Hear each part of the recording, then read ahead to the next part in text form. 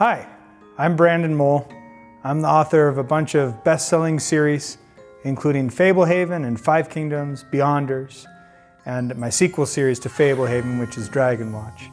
And today I'm going to be reading to you guys from Fable Haven Book 1, which is my first published book. I'm partly doing this in honor of the publication of Dragonwatch Book 2, Wrath of the Dragon King. Dragonwatch has the same main characters as Fable Haven, which is Kendra and Seth Sorensen, and a bunch of their friends and family. This was the book that started my career. One of my favorite things to do as an author is to interact with readers. I'm so grateful for the different readers that I've had that have connected with this series. This has been the series that let me quit my day job and become a professional author. I'll read to you an excerpt from Book 1. The premise on Fable Haven is it's a secret wildlife refuge for magical creatures. A brother and sister, Kendra and Seth, discover that their grandparents are the caretakers of this place. And in the part I'm going to read, Seth has gotten into mischief. He's caused some trouble for the fairies, and deservedly the fairies are now retaliating against him. He flailed toward the side of the pool. The roiling mass of fairies converged on Seth again, hauling him to the bottom of the pool amid eerie bursts of light.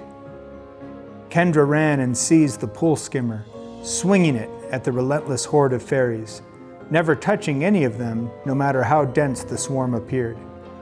Seth resurfaced at the edge of the pool and threw his arms up onto the flagstones, trying to drag himself out of the water. Kendra stooped to assist him, but shrieked instead. One arm was broad, flat and rubbery. No elbow, no hand, a flipper coated in human skin. The other was long and boneless, a fleshy tentacle with limp fingers at the end. She looked at his face. Long tusks curved down from a wide, lipless mouth. Patches of hair were missing. His eyes were glazed with terror. The frenzied fairies mobbed him again, and he lost his grip on the side, vanishing in another pulsing succession of colored flashes. Steam sizzled up from the seething water. "What is the meaning of this?" Grandpa Sorensen hollered, hustling to the edge of the pool. Lena followed behind him. The water in the pool flickered a few more times. Many of the fairies whizzed away. A few flew over to Grandpa. One fairy in particular chirped angrily. She had short blue hair and silvery wings. "He did what?" Grandpa said. An unrecognizable monstrosity heaved itself out of the water and lay panting on the flagstones. The deformed creature had no clothes. Lena crouched beside him, placing a hand on his side. "He had no idea that would happen," Grandpa complained. "It was innocent." The fairy twittered her disapproval.